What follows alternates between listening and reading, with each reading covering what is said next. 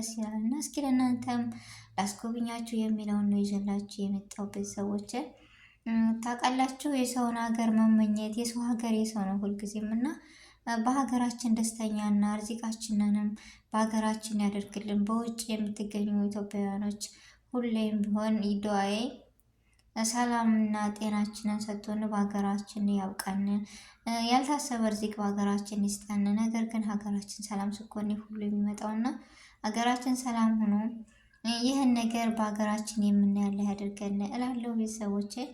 እና በሰው ሀገር ሰው ተከብሮ እያለ በሀገሩ ግን መግቢያ መውጫ ያጣ ህዝብ ነው ያለው አሁን ላይ። በጣም ያሳዝናል። በጣም ከባድ ነው እና ዱዓ እናድርግ በያለንበት በየሃይማኖታችን። የማን ዱዓ ተቀባይ እንደሆነ አናውቅም። ሀገራችንን ሰላም ያደርግልን እና አንዳንድ ጊዜ ደግሞ የመዳም ቅመሞች እንደዚህ ተንፈስ ማለት ይኖርባቸዋል። ወጣ እያላቸው ባህር ቦታ ምናምን እንደዚህ ነገሮች ግድ ነው እና በጣም አሪፍ ነው። ምክንያቱም አይምሯችሁን ታሳድሳላችሁ ምናምን ነገር የሆነ ብቻ አይደለ ከጭንቀት ከሀሳብ ነፃ ትሆናላችሁ ትንሽም ቢሆን።